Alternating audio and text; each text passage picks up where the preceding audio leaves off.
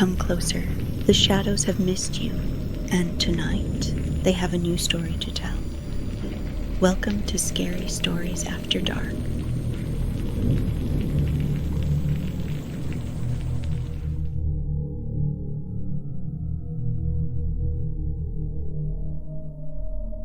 On their first night in Misery End, Sunny counted the shadows in their bedroom and came up with one too many. The math should have been easy, one cast by the bed frame, a thin rectangle falling toward the door, one where the dresser blocked the streetlight, a squat puddle under the knobs, one under the stack of moving boxes, one long slant from Zora's sleeping body, lifted and softened by the comforter. 4, but the fifth clung to the ceiling like mildew. It didn't belong to anything he could point at.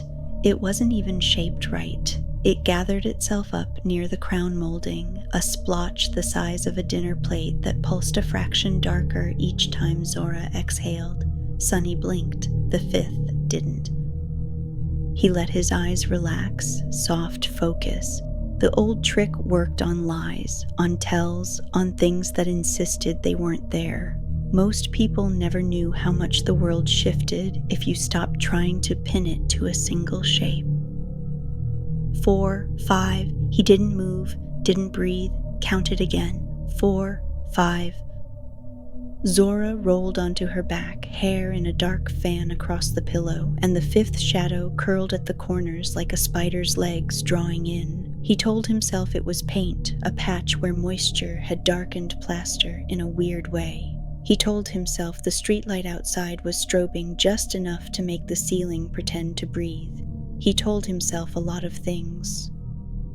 Zora whispered, not awake, not asleep, a guttered sound the house swallowed. She smelled like sawdust and the apple soap she liked. They'd spent the day dragging their lives up the cracked steps of the old Victorian and into rooms with paper-thin walls and dead outlets. Misery End had watched them do it, with an October sky the color of a bruise, slate and purple, always just about to rain. She'd laughed at the crooked porch, called it artfully tragic. She'd kissed the scar at the corner of his mouth and said, home. Now it was midnight 30, and the house did what old houses do when people dare to sleep inside them. It remembered. The boards ticked. The pipes sighed. The windows rattled like teeth. Somewhere, something arranged itself with a soft drag, fabric on wood, skin on paint. The fifth shadow flexed again. Sunny slid his hand out from the blanket, slow as a magician's reveal, reaching for the nightstand where he'd tucked the folding knife under a stack of receipts. His fingers met a corner of paper, then wood, then the cool spine of the knife. He didn't open it, didn't have to. He held it at his side like a promise he wouldn't make out loud. He waited until Zora's breathing settled into its small ocean rhythm. He waited until the house's noises layered into a pattern he could hear through. Then he lifted the comforter an inch, swung one leg out, then the other, and put his weight on the parts of the floor he'd mapped an hour before. Edges near the wall, not the middle, not the boards that would complain. The fifth shadow never moved. He crossed to the window. Outside, Misery End idled. The street was empty except for his truck, a rust-bitten '79 Ford that he loved the way you love something honest about its damage. The town was a handful of mom-and-pop shops hugging a road that went nowhere fast. The bakery, the hardware store, a diner with a neon coffee cup that buzzed and flickered like a gnat. Even the empty lots felt occupied by a memory of something that had stood there too long. The wind pushed leaves across the pavement. The leaves scuttled like animals trying to sound less like themselves. Behind him, the ceiling shadow tightened. Sunny turned his head until the fifth shadow slid to the edge of his vision. Not a paint flaw, not a floating dark. It had a temperature to it. He could feel the cool pull across his scalp, where his hair was too short to disguise goose flesh. If he looked right at it, it went flat and dumb. If he looked away, it breathed. He let his eyes drift toward Zora instead. Her hand rested on the empty place he'd left. Inside her wrist, the veins were the blue of cracked tile. She wore one of his shirts to bed, sleeves pushed up, paint streaks like ghosts of the day. She had spent the afternoon talking to the house while she pulled nails from a living room wall. "Tell me your secrets," she'd said to the room, gentle and a little mocking, "the way you coax a shy animal out from under a porch. I'll fix what I can." Sonny wanted to tell her this one secret. He didn't. He kept his silence like a tooth between his molars. The house sighed. Somewhere in the wall, a low scrape began. It wasn't the animal kind. It wasn't exploratory. It came in and out, the way lungs fill. A 5-second inhale, a 5-second exhale, then a pause too long to belong to any living thing. Zora twitched. Her eyelids fluttered. She didn't wake, but her mouth pressed into a line she wore when she heard thunder. "It's the wind," she would say if she were awake. "Stop it, Sonny. Be nice to the house." The scrape continued. Another sound layered under it, a knocking, faint and patient somewhere above them. 1, 2, 3. Wait, 1, 2, 3. Not the kind of knock a person makes to be invited in. The kind a patient thing makes to see if anyone is listening. He listened. 1, 2, 3. The fifth shadow trembled. Sonny pinched the bridge of his nose and sucked a breath through his teeth. Quiet. The itch to act crawled along his muscles. He wanted to go upstairs. He wanted to put his hand against the wall where the sound lived and feel for the cold. He wanted to make sure it was nothing, call it nothing, feed the part of him that lived on the word nothing and only truly woke when nothing turned out to be wrong. Zora murmured, turned toward the window, and the sound went still. Silence spilled into the room like water. Somewhere a clock they hadn't found yet clicked from 12:39 to 12:40. Sonny eased back into bed. He put the knife on the nightstand, blade unopened. He lay on his side, facing Zora, and let the fifth shadow be what it was for now, an error in the world's margin. He slept like someone waiting to be tagged. They woke to a sky the color of boiled steel and breath that made fog in the bathroom mirror. The house had a second smell in daylight, old lemons and old fire.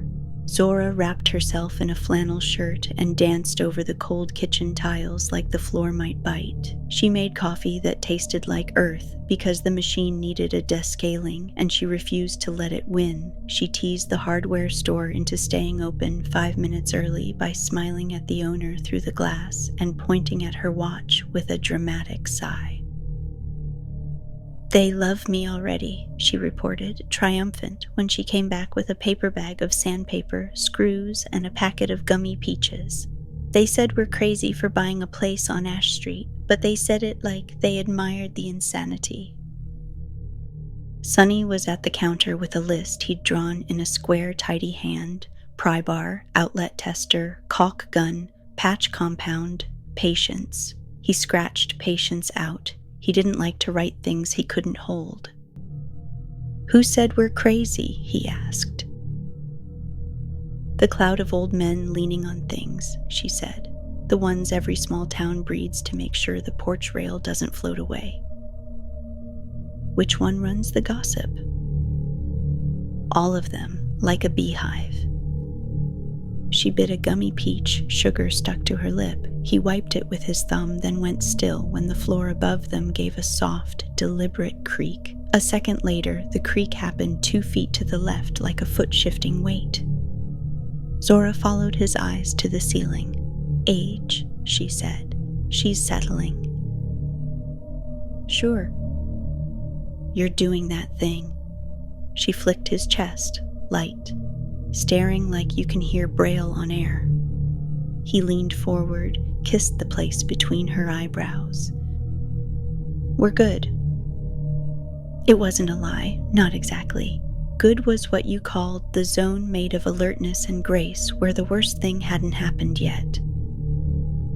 They worked until the morning burned down to a darker shade of gray. The house gave itself over inch by inch. Paper peeled from the parlor in generous strips. Electrical outlets either shocked and died or humbly offered an orange light on the tester. Zora found a trunk in a hallway closet with a monogram no one in their family had ever owned. Inside, a wedding veil, yellowed and soft enough to tear with a breath, and a box of embossed calling cards for a woman named Marjorie Finch, which they said out loud because it felt like telling the house they would call it something different now. At noon, the sky dimmed as if it had taken a deep breath and decided to hold it. A breeze pressed a cold palm against the back of Sonny's neck. He straightened from the baseboard he was patching and listened. Nothing obvious. The big kind of nothing. The kind you learn to fear because it makes you look in the wrong direction. Zora had gone quiet. He found her in the upstairs hallway, head cocked, hand hovering in front of an old door that had been painted shut. "You hear that?" she whispered, voice thin enough to vanish. "Hear what?" She shook her head, smiled like she didn't want to look silly in front of him. "Nothing," house whispering. "It's fine. Help me with this one?" The door was wrong in a way only old workmen recognized, and things that hunted them. Too narrow, too square. Whoever had painted it shut had been thorough. Layers thick as a winter scarf along the seam. It had no visible keyhole. The knob was cool and stubborn. "Probably a closet," Sonny said. "Then why does it feel like a mouth?" He liked the way she saw. It made him want to tell her everything. It made him want to tell her nothing. He slid his putty knife into the seam, eased the blade along the crack, lifting the paint scab up. The knife hummed under his hand like a tuning fork hit by a note he couldn't hear. Zora looked at him. "What?" "Static," she said, "in my teeth." He finished scoring the seam, tested the knob. It turned a 1/4 inch and stopped like it had hit a lung. He didn't force it. The house had a way it wanted to be touched. He respected that. He also had a very particular list of doors you don't open on a first day. "Later," he said. "Later," she echoed, but her eyes stayed on the seam like a cat watching a cabinet with a bag of treats behind it. The wind found a word outside and set it to the eaves. The word stretched along the roof line and ended under the door at their knees, where it translated into a chill that wrapped Sonny's ankles and climbed.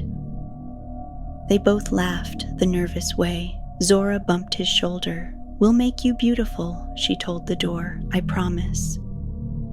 They left it. The rest of the afternoon belonged to tasks that felt sane. Spackle, sand, measure, cut.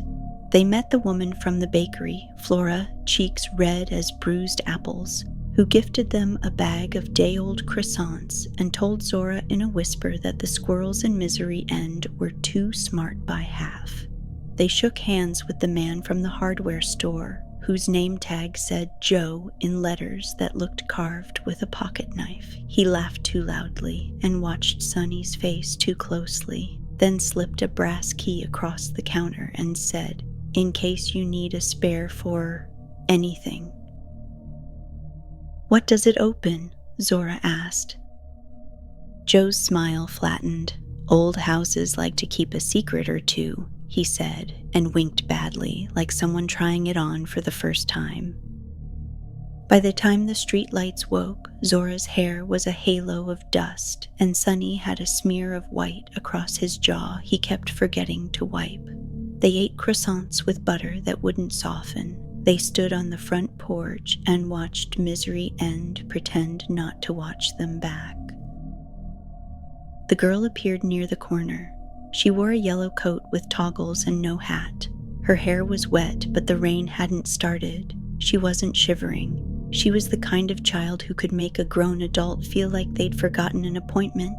She looked at the house, not them, and lifted a hand as if she were counting. "Do you see her?" Zora said under her breath. "Yeah." "Parents?" "Don't know." They watched until a truck rolled through the intersection and the girl was gone. Zora exhaled. Sonny didn't, not until the invisible weight of her gaze lifted off his ribs. "Creepy," Zora said, trying to sound amused. "If she shows up with a ring of keys and asks for our firstborn, I'm moving." You're the one who wanted small-town charm." "I meant hand pies, not children of the corn." They went inside because the night asked politely. They slept because the body insists. The house woke them at 3:17 with the sound of someone tapping very gently inside the attic. 3 even knocks, a pause, 3 even knocks, a pause. Zora's hand found his forearm in the dark. Her fingers were cold, but only because the room was. He could tell the difference. He counted the shadows without moving his head. 4, 5. The 5th was larger now. Its edges had softened into a blurred, velvety leaf that took up most of the top left corner of the ceiling. He could taste the cool off it like he'd bitten a penny. "Wind," Zora whispered, "because that was the spell you used when you wanted the world to obey a simpler physics." "Sleep," he whispered back, "because that was the spell you used when you wanted the person you loved to survive a little longer inside a lie." She settled. The knocking kept tempo.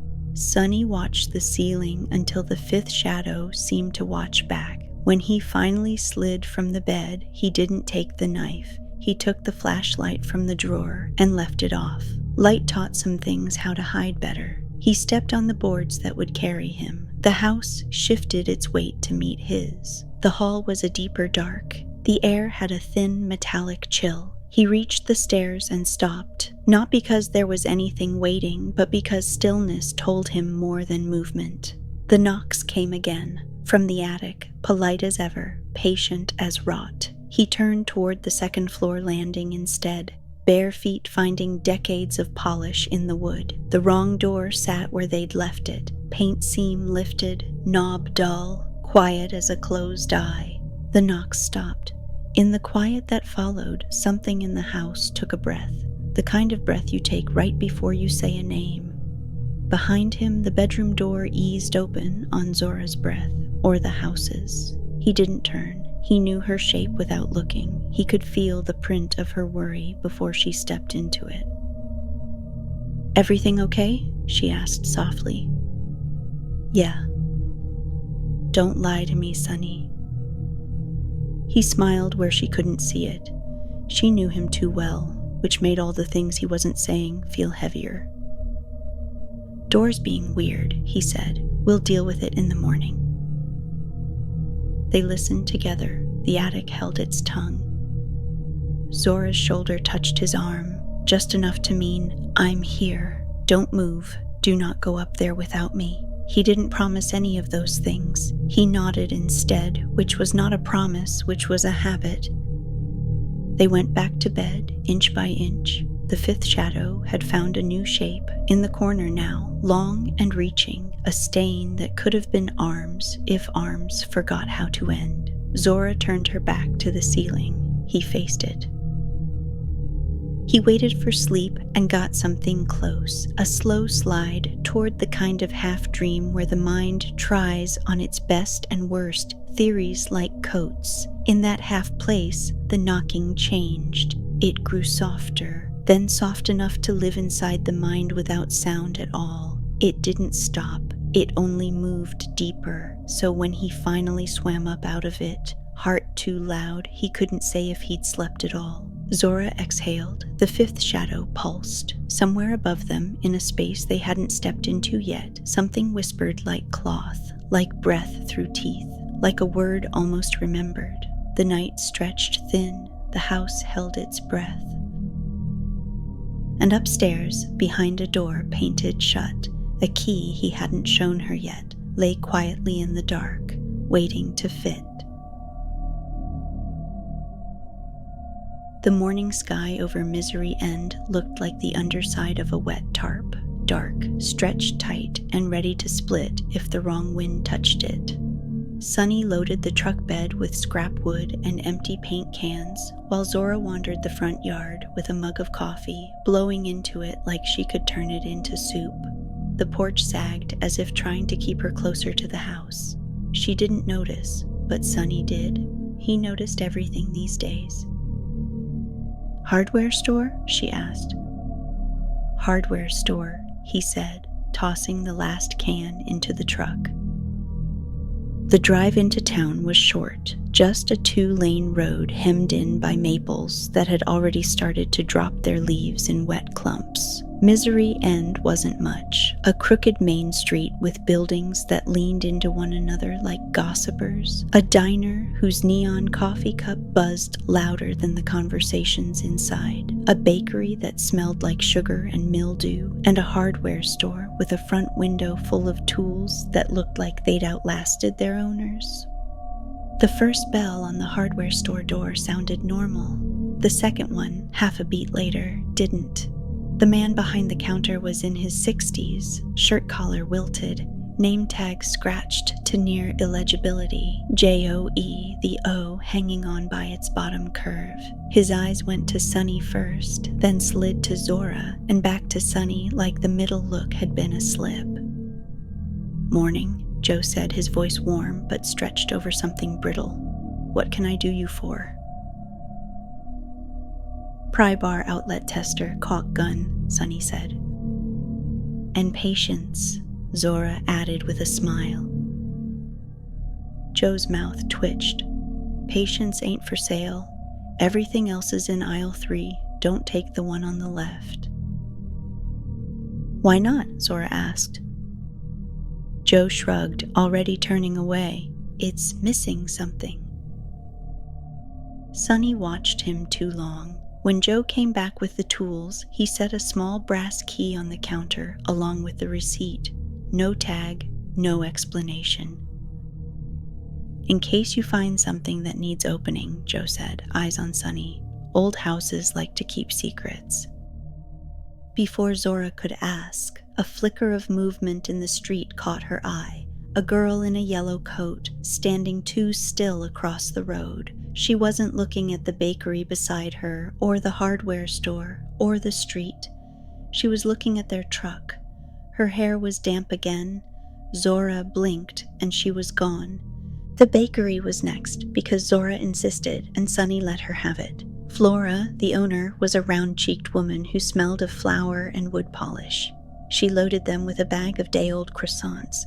"To welcome the new blood," she said, then glanced out the window, as if checking to see if something was listening. Back outside, Sunny slowed his walk. Across the street, the girl in yellow was leaning against a lamppost that hadn't worked in years. She smiled, not at them, but in a way that made Zora feel like she'd been seen. Sunny kept walking, but his jaw had gone tight.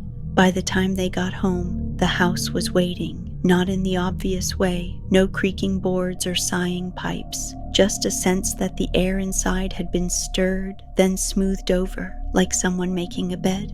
Zora carried the bag of croissants upstairs while Sunny unpacked the tools. She told herself she was just looking for somewhere to stash them, but her feet turned toward the attic door without permission. The seam they'd scored yesterday looked different. Paint cracked wider, edges lifting like dry lips. She set the croissants on a box and put her palm to the door. Cold radiated through the wood, up her arm, into her teeth. Somewhere beyond it, something shifted, a slow drag like a bare foot across boards. "Sunny?" she called. From downstairs. "Yeah." She pulled her hand back fast, as if caught. "Nothing." The house exhaled. That night, Sunny told her he was going for more paint. She almost called him out. It was too late, and she'd seen the full can stacked in the kitchen. But his tone was the kind that ended conversations. She watched him go, truck rumbling into the dark. An hour later, she was still in the attic, staring at the door.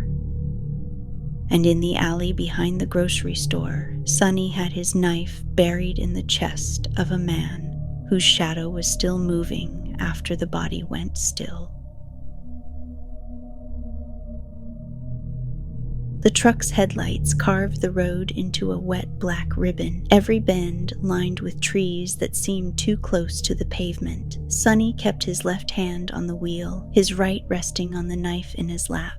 The blade's weight was a familiar ache, like holding on to a bad habit. He wasn't driving toward paint. 2 hours ago, while Zora was upstairs unpacking linens, he'd seen it just for a second at the far end of Ash Street.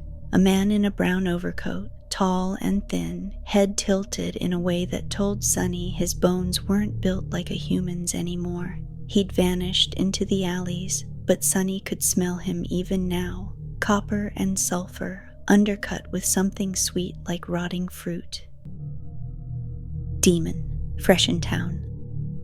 The Ford's brakes hissed as Sunny eased it behind the shuttered pharmacy. The alley was slick with rain that hadn't fallen yet. Somewhere ahead, footsteps tapped out a casual rhythm. Upstairs, Zora opened Sunny's nightstand for the first time since they moved in. She told herself she was looking for a tape measure. She found the key instead. Small, brass, cold enough that the skin of her palm stuck to it for a second before it let go. No tag. She glanced toward the bedroom door, listened. The house was quiet in that suspicious way, like it was holding its breath to see what she'd do next. Her pulse thudded in her ears as she walked toward the attic. Sunny followed the sound of the footsteps until they stopped. The man in the brown overcoat stood at the far end of the alley, facing the wall, hands twitching at his sides. "Evening," Sunny said. The man didn't turn. "This town smells clean." His voice was wrong, like it had been filtered through teeth that weren't there. "You're going to ruin that." Sunny flicked the knife open with a metallic click. "Yeah," he said. "That's the idea." Zora's hand shook as she fit the key into the attic door's lock. It turned too easily, the tumblers inside clicking in a rhythm that almost sounded like laughter. The air that spilled out smelled like wet stone and smoke. She pushed the door open an inch. The man spun faster than a human should, coat flaring, mouth too wide. His eyes were pits, no light, no bottom. Sunny lunged before the thing could hiss, burying the knife under its ribs, twisting up. The scream that came out was in his head, scraping along his skull like nails under glass. Black fluid ran over his knuckles, boiling and slick. The attic door yawned wider, hinges groaning. Zora didn't see floorboards beyond it, just black, so thick it seemed solid, shifting in slow curls like smoke underwater. Her breath fogged in front of her. The cold rushed in all at once, making her teeth ache. She heard it then, whispers. Too many voices speaking at once, all under her skin. "Come in," they said. Sunny yanked the blade free and drove it again, lower this time. The demon's body collapsed in on itself like burned paper, leaving only the overcoat behind, empty and steaming in the cold air. He wiped the knife on the fabric, listening to make sure there weren't more nearby. Then his stomach went cold, not from the hunt, but from the sudden absence of a sound. The house. Zora. The whispers in the attic rose to a wail without changing volume, like a kettle that had always been boiling but had just found its scream. The blackness surged, a rush of cold wind hitting Zora in the chest. Her feet went out from under her. The key spun across the floor and stopped against the baseboard. She hit the boards hard, the breath knocked out of her, just as the blackness bent toward her, curling like a shadow with too many fingers. The last thing she saw before everything went out was movement in the dark. Sunny's boots pounded the stairs 2 at a time. The attic door stood open. Cold poured down the hallway in waves, each one thick with the smell of ash and metal. Zora lay crumpled on the floor, hair splayed, skin pale, and behind her, the blackness pulsed. The cold didn't just fill the attic, it crawled. It came down the hallway in slow, seeping waves that stuck to the wallpaper and made the wood groan like it had frost forming inside the grain. Sunny stepped into it, every nerve on alert, the knife warm in his palm from the run up the stairs. Zora lay on her side, hair fanned, lips pale enough that for 1 second, just one, he thought he was too late. "Zora." Her eyelids flickered. A shudder rolled through her shoulders like something had just stepped out of her. She coughed, and the sound was sharp enough to make him breathe again. Behind her, the blackness in the attic yawned wider. It wasn't smoke, it wasn't shadow, it was absence, a wrong-shaped void that pulsed in and out, as if it had its own lungs. Each exhale carried the sound of far-off screams, distorted and underwater. Sunny didn't waste time. He grabbed Zora's arm, hauling her toward the stairs. A shape moved in the black, not stepped forward, slid. It had no edges. The light from the hallway bent around it like it didn't want to touch it. Sunny's hand tightened on the knife. "Don't look at it," he said. Zora's voice was barely air, like a whisper. "I already did." They made it to the bedroom before the first knock came. 3, even and slow, from inside the attic, then again, closer, impossible because the door was still upstairs. 3, even, slow. The blackness had moved. Sunny slammed the bedroom door shut. The old brass latch clicked, and for a moment the house was just quiet enough to be worse. Zora sat on the bed, rubbing her arms. "What was that, Sunny?" He opened his mouth, shut it. The truth wasn't for now. The truth would splinter everything before they had a plan. Instead, he said, "It's not staying in this house." By morning, Misery End wasn't the same. The bakery stayed dark, blinds drawn. The diner's neon coffee cup flickered in the daylight. The few people in the street walked too close to the buildings, eyes forward, like they were trying to avoid being noticed. Sunny felt them before he saw them, small, sharp pulses in the air, like static climbing the back of his neck. Shadows inside people, moving under their skin. 3, maybe 4 already turned. Zora kept close to his side. She still looked pale, but her eyes had changed. Darker, more alert. At the corner, a movement caught her eye. The girl in the yellow coat, standing on the opposite sidewalk, head tilted, watching them. Zora stepped toward her. "Hey, sweetie, are you lost?" The girl smiled, just a little. "No." Something in her tone made Zora freeze. Sunny's hand came down on her arm. "Leave it." But when Zora looked back across the street, the girl was gone. That night, the first scream tore through the town. It came from somewhere near Ash Street, high, ragged, cut short like someone's mouth had been covered mid-breath. From the window, they saw it. A figure running down the middle of the road, shadow trailing behind in the wrong direction. It wasn't going to stop at 1. By morning, the air in Misery End felt heavier, like the whole town was holding in a secret it didn't want to share. The bakery's blinds stayed shut. The diner had a closed for cleaning sign hanging crooked in the window, though the smell coming from inside wasn't bleach.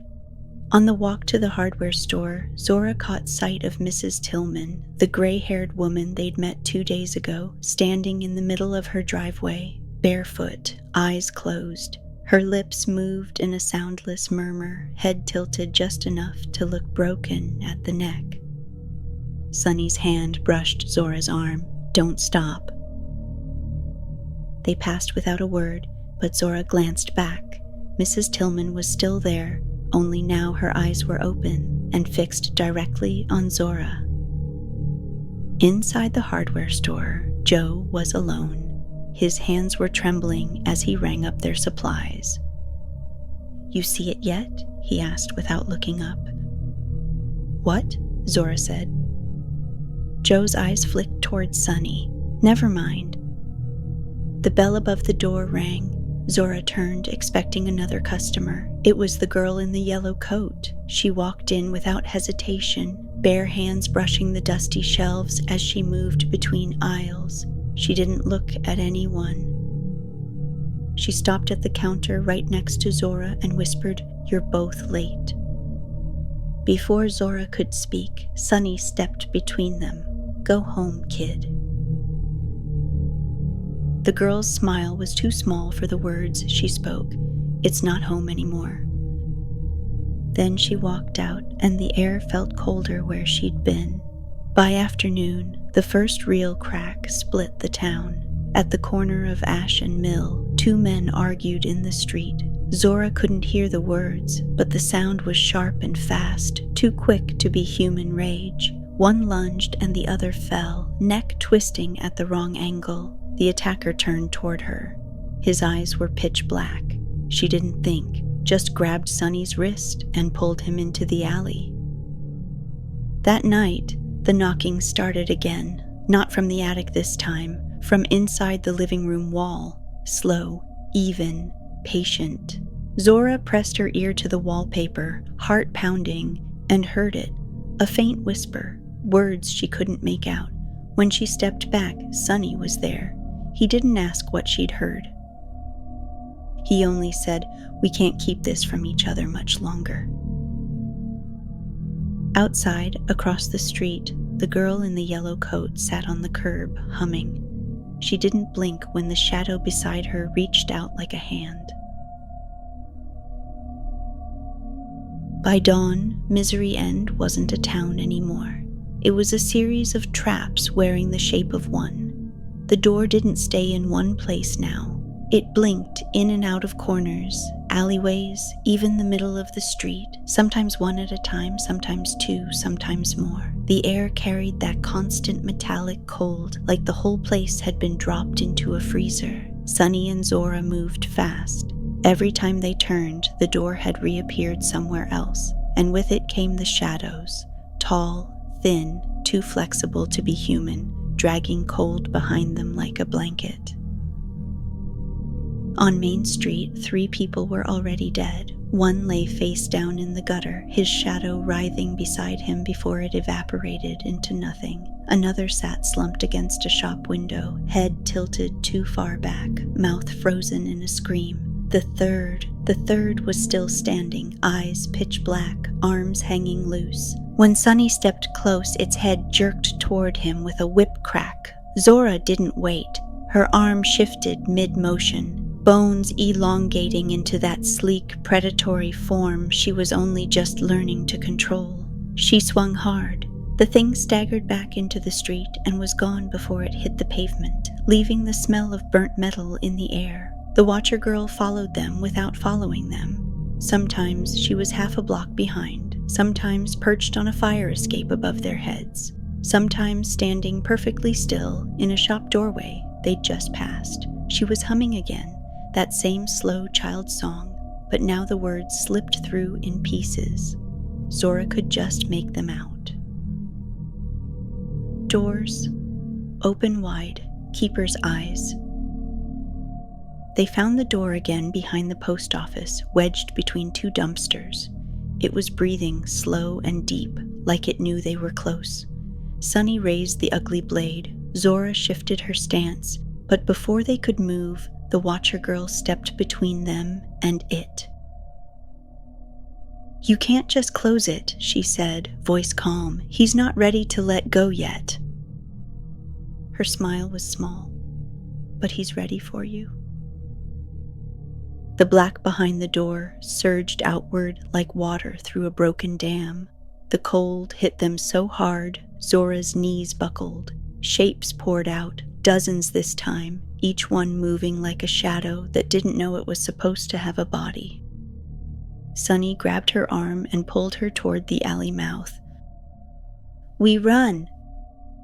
But the Watcher girl only stood there in the spill of black, head tilted, watching them go. The shadows weren't coming from the door anymore. They were coming from the town itself. Every alley spilled them, every window hid them. They rose out of the cracks in the road, poured over rooftops, peeled themselves from the sides of buildings like wet wallpaper. The air was one long, unbroken shiver. Zora's breath fogged between her teeth. "We can't kill them all." Sunny's grip on the ugly blade tightened. We don't have to. The Watcher Girl appeared at the far end of the street, yellow coat a pinprick of color in the frost-heavy gloom. She started walking toward them, hands clasped behind her back, eyes never leaving theirs. "You're almost out of time," she said when she was close enough. "He's getting bored." "Tell him we're not interested," Zora said. The girl smiled like she'd been given a compliment. "Oh, I'm not a messenger anymore. I'm a door now, too." The black opened behind her like she'd unzipped the world. It wasn't the same as the others. This one was huge, its edges bleeding into the street, swallowing the light. From inside came the sound of breathing, but not human breathing. Something vast, lungs big enough to pull a whole town in with one inhale. The first shape stepped through, not a shadow this time, but something wearing one. It was tall, hunched, its eyes nothing but pits that drew you in the longer you looked. Its grin was too wide and too still. "Keeper," the Watcher Girl said softly, like a child introducing a parent. Sunny didn't hesitate. He moved forward, blade up. Zora followed, arm shifting mid-run, her fingers hardening into something curved and killing. The Keeper stepped fully into Misery End, and the cold dropped so fast the asphalt cracked under their feet. They hit him together. The blade went in deep, Zora's transformed arm raking through the blackness that wrapped his shape. The thing screamed without sound, the air itself recoiling. The Watcher Girl stood perfectly still, head tilted, watching every move. The black swelled, fighting to stay open. Doors blinked into existence all around them. 10, 20, 30 at once, each one spilling more cold. The street was a maze now, the sky overhead dimming as if the sun had lost interest. Sunny and Zora locked eyes over the Keeper's twisting form. "Now," he said. They pushed together, her strength and his, her otherness and his knife, driving into the Keeper's center. The doors shuddered. One by one they snapped shut, each with a sound like the world breaking a little. The black behind the Keeper shrank until it was nothing but a smear in the air, then winked out entirely. The Keeper collapsed into mist that sank into the cracked road and was gone. Silence. The cold still clung to the air, but the streets were empty again. The Watcher Girl stepped forward. "You closed it," she said, sounding almost impressed. "But you didn't kill him, and you can't." She leaned close to Zora. "See you when he's hungry again." Then she turned and walked away, fading into the fog like she'd never been. They stood in the middle of the street, breathing hard, the whole of Misery End silent around them. "You said later," Zora reminded him. "Yeah," Sunny said, meeting her eyes, "and so did you." They started walking home together, both knowing there was no such thing anymore. Behind them, in the upstairs window of their Victorian, something knocked. 3, even, patient.